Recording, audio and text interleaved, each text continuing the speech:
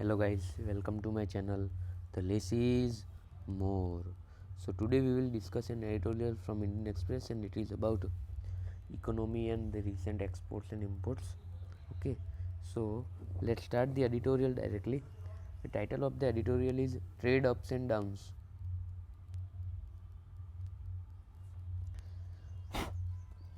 Good exports pick up marginally in December, but Houthi attacks in the Red Sea may have clouded the outlook.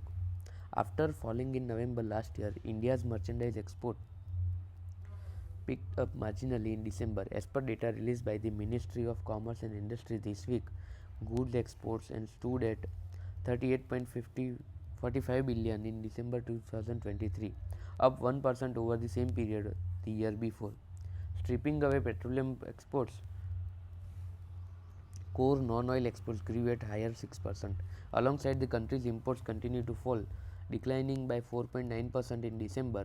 This combination of mildly positive export growth and falling imports has led to the merchandise trade deficit narrowing to $19.8 billion in December, down from $20.6 billion in November.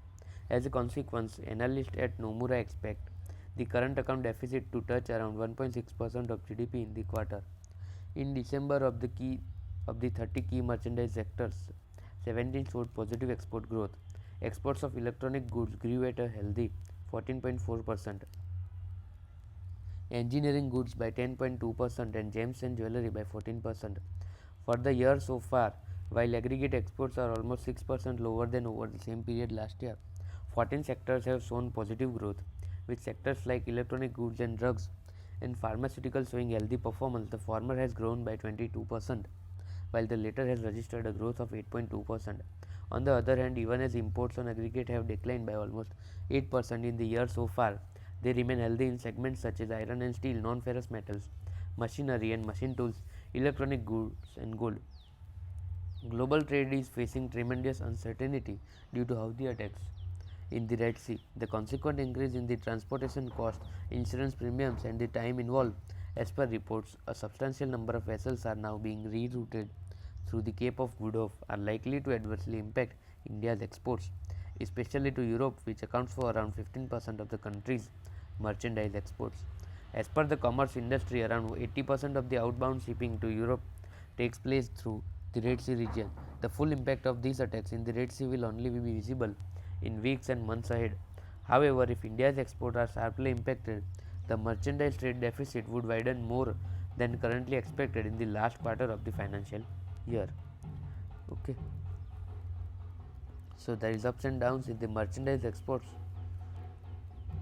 of the India. Okay, so let me find out 5 new words.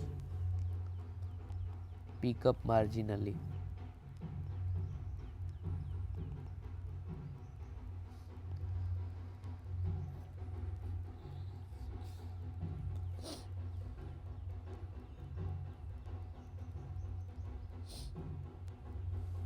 merchandise export,